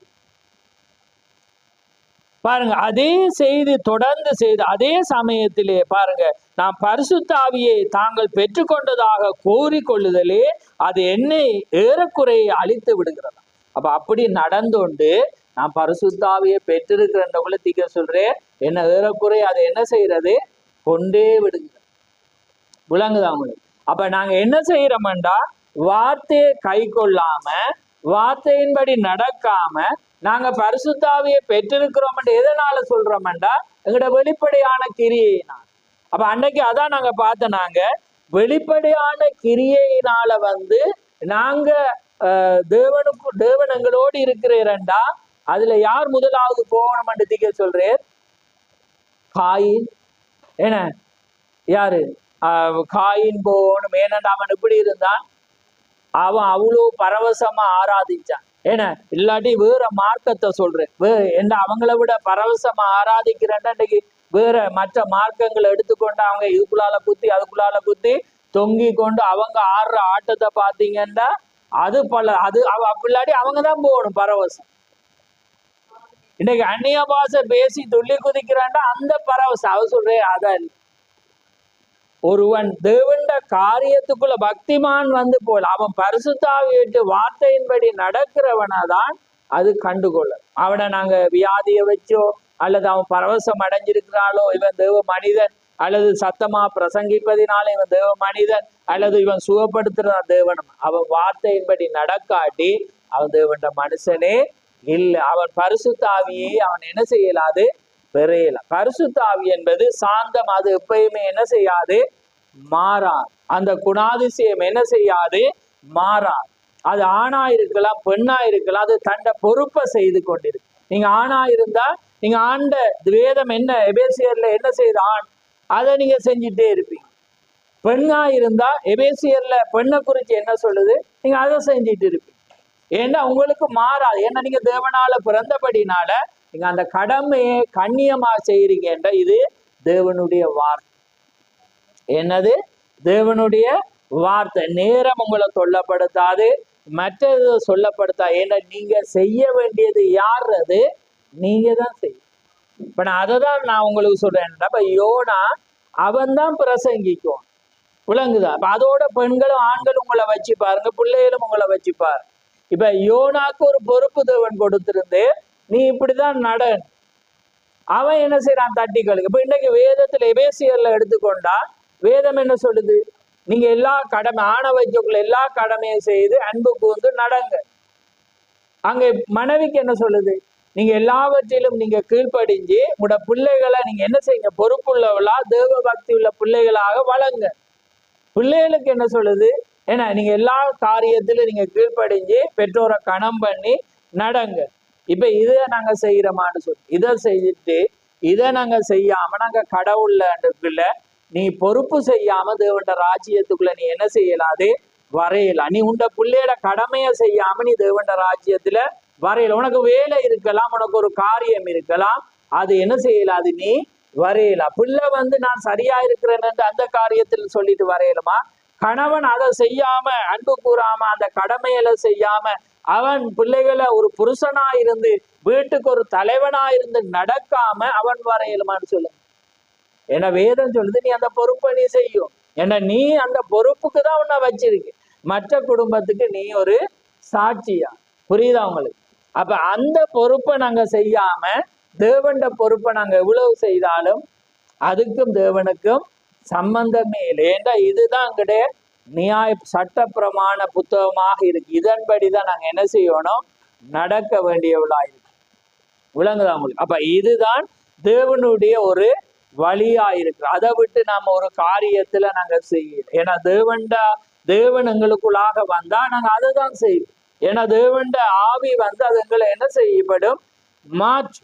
ஏன்னா அது தேவன் தனக்காக தேவன் சோதிக்கிற வேலையோ என்ன செய்யற வேலையோ தேவனுக்காக என்ன செய்வான்டா தன்னை அர்ப்பணிக்கிறவனாக இருக்கும். இன்னைக்கு உலகத்துல உலக காரியம் அதான் வேதம் என்ன சொல்லுது, நீங்க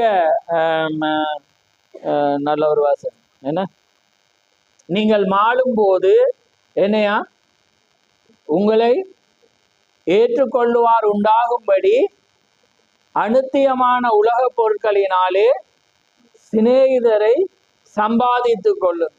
ஏன்னா அந்த உக்கிரக்காரனை வச்சு சொல்றேன். அந்த உக்கிரக்காரன் என்ன செய்யறான், வேலையை விட்டு நிக்கக்குள்ள தன்னை என்ன வீடுகள்ல ஏற்றுக்கொண்டு தனக்கு நண்பராகி எல்லாரும் இருக்கணும்னு அவன் என்ன செய்யறான், எஜமான்ட்ட வேண்டின கடன் எல்லாம் என்ன செய்யறான், அதெல்லாம் குறைச்சு எழுதி செய்யறான். அப்ப அவன் சொல்றேன், அனுதியுள்ள பாரன் அவனை மெச்சிக்கொள்றேன், அவன் ஒரு புத்தியாக நடக்கிறான். அப்ப அதை விட்டுட்டு அவர் சொல்றேன், நீங்க மாளும் போது அப்படி என்ன, நீங்க சாகும் போது என்ன, நீங்க உலகத்துல அதாவது பரலோகத்துல உங்களை வரவேற்க ஆக்கள் வேணும். ஆமே, பரலோகத்துல உங்களை ஏற்றுக்கொள்வார் உண்டாகும்படி அனுத்தியமான உலக பொருளினாலே சிநேகிதனை சம்பாதித்து கொள்ளும். அப்ப பாருங்க அந்த பொறுப்பு. அப்ப அதனால்தான் திகஸ்ரீ விதவையை கொண்டு வரக்குள்ள அவர் சொல்றேன், ஐஸ்வர்யவான்களும் வந்தாங்க, விதையும் வந்தாங்க. ஆனா இவ என்ன செய்தா, தன்னுடைய இருக்கிற எல்லாத்தையும் தன்னுடைய ஜீவனத்துக்காக வச்சதையும் அவன் என்ன செஞ்சிட்டா, போட்டுட்டு அவன் என்ன செஞ்சான், அதுல இருந்து போட்டான். அப்ப அதான் தீங்க சொல்றேன், அவளால மாத்திரம்தான் தேவண்ட மனிதன் என்று சொல்ல முடியும். ஆமே, அவளால மாத்திரம்தான் தேவனுக்காக நான் சாகவும் மறிக்கவும் முடியும் என்று சொல்ல முடியும். இப்ப நாங்க சொல்லுவோம், ஆண்டவரே வாழ்விலும் சாவலும் கரடானா மேடானாலுமே என கத்தரின் பின்னே போக துணிஞ்சேன்னுட்டு நாம என்ன செய்வோம், ஏன்னா நாங்க பாடுவோம் அல்லது வேதத்தை நாங்க வாசிப்போம். ஆனா அந்த டைம் அண்டு வரக்குள்ள நாங்க என்ன செய்வோம்டா, அது எங்களால செய்யலாம போவோம். ஏனண்டா எங்களுக்குள்ளால அது இல்லாதபடி. ஆனா அது இருக்குமெண்டா என்ன செய்யுமெண்டா, நாங்க இப்ப என்னத்துக்கு நான் பிரசங்கிக்கிறேன்டா, நீங்க எல்லாம் தேவனை விட உங்களோட உயிர் கூட ஜீவன் கூட அது உங்களுக்கு உரிமையே இல்லை. அந்த ஜீவன் கூட அவர் புரியுது. அப்ப அதான் அவர் சொல்லிட்டு பாரு, நான் தான் இந்த ஆத்மாவை ஜீவனை கொடுத்தனா, இந்த ஜீவன் வரக்குள்ள இவன் என்ன செய்யறான், தந்தவருக்கே கொடுக்க ஏன்னா அவனுக்கு மனம் இல்லை. புரியுது அவங்களுக்கு. அதுதான் இப்ப நாங்க ஒரு பொருளை கொடுத்துட்டு என்ன அதை தாங்க ஒருக்க போட்டுட்டு தாரம ஏதோ ஒன்று உதாரணத்துக்கு சொல்லுவோமே, என்ன சொல்லக்குள்ள நாங்க ஒரு ஆள் தராட்டி பாரு, நான் தான் ஒரு 5 நிமிஷம் தந்திருக்க அப்படி சொல்லுவோம் தானே. அப்ப அதே மாதிரிதான் தேவன். அப்ப தேவன் ஆத்துமா அவர் தந்து அவர் சிருஷ்டி காட்டி நாங்க பூமியில வரையினார். அவர் எப்ப அழைக்கிறோரோ நாங்க அப்பதான் போவோம். அப்ப அவர் ஒரு சேவைக்கு அழைக்கிறேன், எங்களால செய்யலாம். நாங்க என்ன செய்யறோம்டா, ஓடி ஒளிய நாங்க என்ன செய்யறோம், ஒதுன்றோம். அப்ப பாருங்க, அப்படி இருந்துட்டு நாங்க சொல்றோம் என்னண்டா, நாங்க தேவண்ட மனித. ஆனா உங்களுக்கு நிம்மதி இருக்காது, உங்களுக்கு சமாதானம் இருக்காது. ஏனண்டா நீங்க அப்படி ஓடுகிறபடினா. ஆனா நீங்க ஓடினீங்கன்னா தேவன் ஒரு இளைப்பாறுதலை தந்து உங்களுக்கு தப்பிக்கத்தக்கதான ஒரு போக்கையும் அவர் வச்சிருக்கு. ஆமே, ஏனண்டா நீங்க அதுல சரியா இருக்கும் போது தேவன் சரியா நிற்பேர் உங்களுக்கா. ஆனா நாங்க என்ன செய்யறோம்டா, அந்த காரியத்துல அந்த வண்ணமாய் நடக்காதவண்ண நாங்க நடக்கிறோம். ஒரு 5 நிமிஷத்துல நான் முடிக்கிறேன்.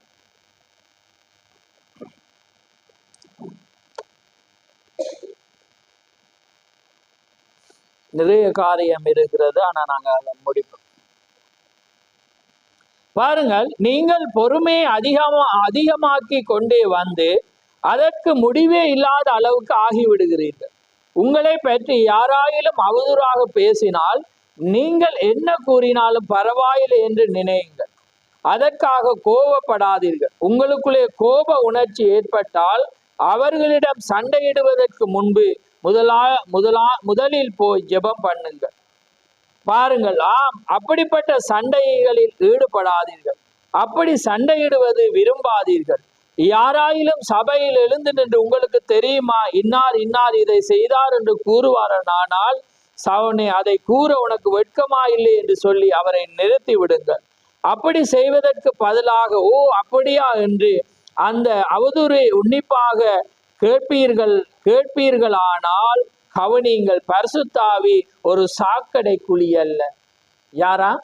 பரிசுத்தாவி ஒரு சாக்கடை குழி அல்ல. பாருங்கள், இல்லை பரிசுத்தாவி தங்கியுள்ள இருதயம், பரிசுத்தாவி தூய்மை முதலானவைகளால் நிறைந்துள்ளது. அது தீங்கு நினையாது, தீங்கு செய்யாது, சகலத்தையும் தாங்கும், சகிக்கும், விசுவாசிக்கும் என்று பாருங்கள். அடுத்த கோபப்படாதீர்கள். குடும்பத்தில் சண்டை எழுந்தால் அவர்களுடன் சேர்ந்து கொண்டு நீங்களும் சண்டையிடாதீர்கள். உங்கள் தாய் நீ இனி அந்த சபைக்கு செல்ல அனுமதிக்க மாட்டேன், நீ என்ன உன் கூந்தலை வளர்த்து கொண்டு பாட்டியை போல காணப்படுகிறாய் என்று பெண்களாகி உங்களிடத்திலே கூறுவார்களானால் அவளுடன் சண்டையிடாதீர்கள். சரி அம்மா, பரவாயில்லை, நான் இப்பொழுது உங்களை நேசிக்கிறேன், நான் உயிருள்ள மட்டும் உங்களுக்காக ஜெபித்து வருவேன் என்று கூறுங்கள். பாருங்கள், கோபப்படாதீர்கள். பாருங்கள், கோபம் கோபத்தை பிறப்பிக்கும். முதலாவது, நீங்கள் கோபப்பட்டால் நீங்கள் பரிசுத்த ஆவியை துக்கப்படுத்தி அதை உங்களை விட்டு விரட்டி விடுகிறீர்கள். பரிசுத்த ஆவி உங்களை விட்டு சென்று விடுகிறது. கோபம் கோபத்தை பிறப்பிக்கும், அன்பு அன்பை பிறப்பிக்கும். பாருங்கள், அன்பினால் நிறைந்திருக்கும் இயேசு நீங்கள் ஒருவரில் ஒருவர் அன்புள்ளவர்களாயிருந்தால் அதனால் நீங்கள் என்னுடைய சீசர்கள் என்று சொன்னார். பாருங்க, அடுத்தது, நீங்கள் ஒரு சிறு சிருஷ்டிகர் என்று உங்களுக்கு தெரியுமா? திகர்ஸ் என்ன சொல்றேன்னா, நீங்க யாரு? ஒரு சிருஷ்டிகர். நிச்சயமாக ஒரு சிலர் மத்தியில் நீங்கள் இருக்க விரும்புகிறீர்கள். ஏன் என்று உங்களுக்கு தெரிவதில்லை. அவர்கள் அன்புள்ளவர்கள், நீங்கள் அதை கண்டிருக்கிறீர்கள் அல்லவா? சபையார் ஆமேன் என்கின்றனர். மிகவும் தயவுள்ளவர்கள். அப்படிப்பட்டவுடன் நீங்கள் இருக்க விரும்புகிறீர்கள். அது அவர்கள் தங்கள் வாழ்க்கையின் மூலம் பேச்சின் மூலமாக, உரையாடலின் மூலமாக அவ்விதமான சூழ்நிலை தாங்கள் சுற்றிலும் சிருஷ்டித்து கொள்கின்றனர். அதே சமயத்தில் நீங்கள் பழக விரும்பாதவர்களை கண்டிருக்கிறீர்கள். அவர்கள் எப்பொழுதும் தீமை பேசுகிறவர்கள். அவர்கள் யாரை குறித்தாலும் பேசிக்கொண்டே இருக்க வேண்டும். அவர்கள் வருவதை நீங்கள் காணும் போது, அதோ அவர் வருகிறார், அவர் யாரை குறித்து அது குற்றம் சொல்ல போகிறார், இதோ அவர் வந்து விட்டார், இந்த மனிதனை குறித்து அவர் குற்றம் சொல்வார் என்று நினைக்கிறீர்கள். அவளுக்கு அபாசமான நகைச்சுவை துணுக்களையும் பெண்களை குறித்து வேறதாவது குறித்தும் பேசுவதை தவிர வேறு வேலை எதுவும் கிடையாது. அப்படிப்பட்ட மத்தியில் நீங்கள் இருக்க விரும்புவதில்லை. பாருங்கள், அவர்கள் இத்தகைய சூழலை சிருஷ்டித்துக் கொள்கின்றனர். காண்பதற்கு நல்லவர்கள் போல் இருக்கின்றன, ஆயினும் இத்தகைய சூழலை உருவாக்கி கொள்கின்றன என்று தீக்க சொல்றார். அதனால் தான் நாங்க என்ன செய்யணும்? நாங்க ஒரு சிருஷ்டிகராக இருக்கிறபடினால் அந்த சூழலை நாங்க சிருஷ்டித்து கொள்வோம். ஆமேன். அதனால தான் தீக்க சொல்றேன், மணவாட்டியானவள் அந்த பொறுப்புல இருந்து தான் என்ன செய்யக்கூடாது? விலகி கொள்ளக்கூடாது. நாங்க என்ன செய்யறோம்டா, அந்த காரியத்துல நாங்க விலகி கொள்கிறோம். தேவன் எங்களோடு இருக்கிறார் என்றோம், தேவன் கடமையை செய்கிறோம், நாங்க தேவனை ஆராதிக்கிறோம், அழுகிறோம், எல்லாத்தையும் நாங்க செய்யறோம். ஆனா நீங்க வார்த்தையை நீங்க கை கொள்ளாம நீங்க அவரை உள்ள கொண்டு வரவே முடியாது. ஆமேன். நீங்க வார்த்தையை கை கொள்ளும் போது தேவன் அந்த வழியை உங்களுக்கு வைத்திருப்பார். அதான் அந்த கதையை நாங்க பார்த்தோம். அவன் இயேசுவுக்கு சாப்பாடு கொடுக்க வலிக்கிட்டான். ஆனா அவன் உண்மையாகவே இயேசுவுக்கு சாப்பாடு கொடுத்தான். ஏனென்றா அவன் வார்த்தையின்படி செய்த வேளையில தேவனை அவன் என்ன செய்தான்? தேவனுக்கே அதை கொடுத்தான் என்று வேதம் சொல்ற. அதே போலதான் இன்றைக்கு அவர் வார்த்தையா இருக்கிறார். நீங்க செய்தியை பேசும்போது, நீங்க செய்திக்கு கீழ்ப்படியும் போது தேவன் நிச்சயமா என்ன செய்வார்? உங்களை ஆசீர்வதிப்பேர். அப்ப அதனால் தான் நாங்க ஒவ்வொருவருக்கு இடரல் இல்லாதபடி நாங்க எங்களை காத்து கொள்ளணும். ஆனா அப்படிப்பட்ட காலம் அல்ல, அகோரமான காலத்துல இருக்கிறோம். ஒருவருக்கு ஒருவர் இடராய் இல்லாதபடி நாங்க என்ன செய்யணும்? காத்து கொள்ளணும். தேவண்ட காரியத்துக்குள்ள பிரசன்னமா காரியமா இருக்கணும்டா நாங்க எங்களை மாற்றி கொண்டுதான் வரும். இப்ப நீங்க வீடுகள்ல சண்டை பிடிச்சி கத்தி கித்தி இதுல இருந்து நீங்க படிச்சா இப்ப பாருங்க, செய்தி வருமா தேவன் வருவேரான்னு சொல்லுங்க பாருங்க. நீங்க சொல்லுங்க, நீங்களே வரையலாது. ஏனென்றா நீங்க உங்களை ஜீவ பலியாக ஒப்பு கொடுத்து வரக்குள்ளதான் தேவன் எல்லாம் ஒருமனப்படுத்துற இடத்துலதான் வருது. புரியுதா உங்களுக்கு? இப்ப நீங்க என்ன செய்யறீங்க? அந்த காலகட்டத்திலேயே எழும்பி காலையிலேயே எல்லாமே செய்து வரணுக்குள்ள அங்க ஒரு யுத்தம் உண்டா? குடும்பத்தின் மத்தியில என்ன செய்யும்? யுத்தம். எல்லாமே நீங்க ஆயத்தப்படும். அப்ப நீங்க இடரலா இருந்தோண்டு நீங்க அதுல கோவப்பட்டுட்டு இங்க உங்களை சீர்படுத்தவே கொஞ்சம் நேரம். ஆனா நாங்க என்ன செய்யறோம்? அந்த கோவமெல்லாம் மறந்து, கோவத்துல என்னென்ன எல்லாம் பேசினம் எல்லாம் மறந்துட்டு வடிவா ஆயா இருக்கவங்கள தேவனுக்கு இறங்கிற. ஏண்டா நீங்க என்னத்தை அழுதாலும் உங்களுக்கு உதவி செய்யும். ஏண்டா நீங்க முதலாவது உங்களோட பிழைய உணரும்.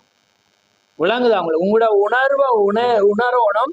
நான் தேவன்ட சமத்துவர்களை எந்த பிள்ளை இங்க வர்ற எல்லார காரியத்தையும் வந்து நாசமாக்கி போயிடுது. ஏன்னா ஒருவருடைய தவறு தேவன் இறங்காத வண்ணம் மற்றவருக்கு தடையை கொண்டு வரும். புரியுதா அவங்களுக்கு? இப்ப இதெல்லாம் வந்து நான் சொல்லவே தேவையில்லை.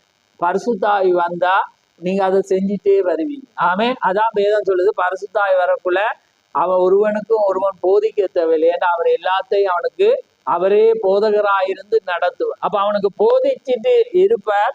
இங்க வரக்குள்ள அதே பரிசுத்தாவி இருக்குள்ள அவனுக்கு கனெக்ட் ஆகக்குள்ள அவனுக்கு சந்தோஷம் உண்டாகும்.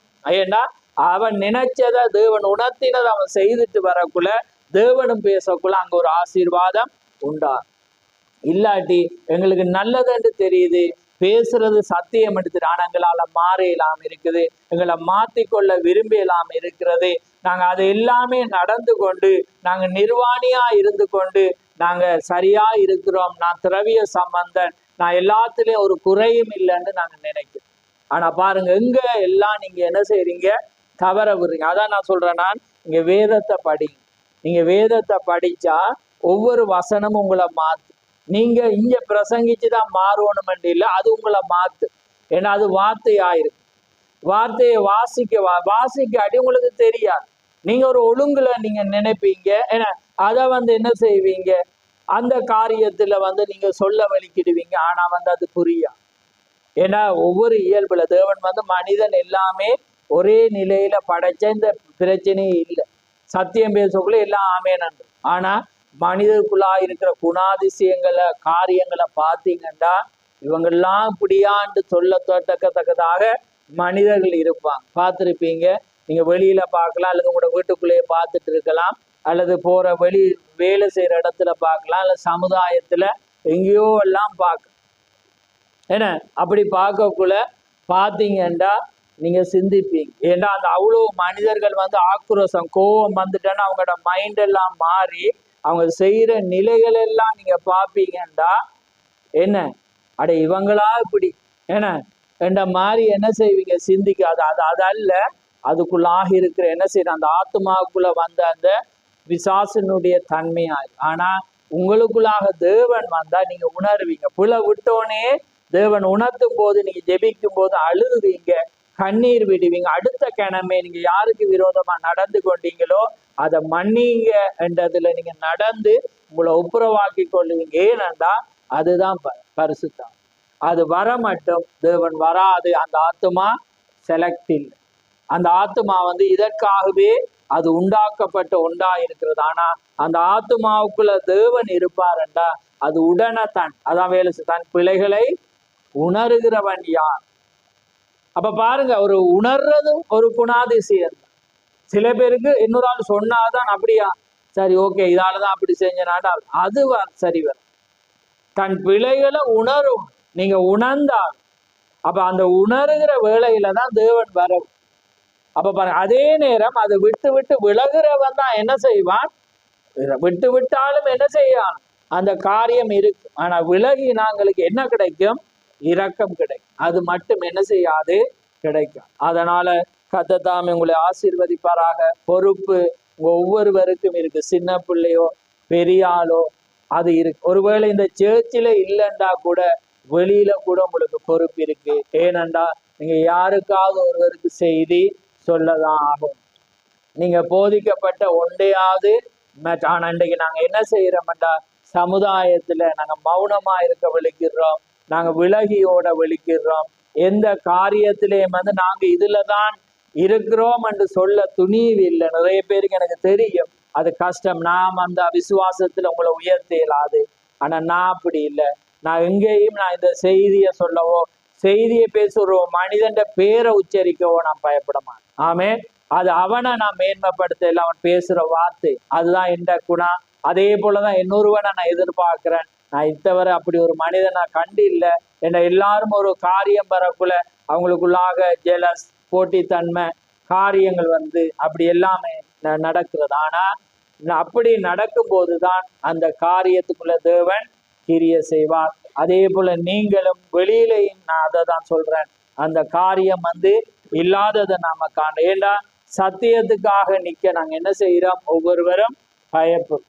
ஆனா அந்த பேரை உச்சரிக்கிறதுக்கு நாங்க என்ன செய்யப்படுறோம்? பயப்படுறோம். ஆனா தேவனுக்குள்ளாக நடக்கும் போது நாங்க உங்களை குறித்து எந்த இடத்திலும் நான் உயர்த்தியே கொண்டு போய், ஏண்டா அது நீங்க இல்ல, நீங்க பின்பற்ற வார்த்தையாயிருக்கு. அதனால கர்த்தர் உங்களை ஆசீர்வதிப்பாராக. நாங்கள் ஒரு நிமிடம் ஜெபத்துக்காக எங்களை தாழ்த்துவோம்.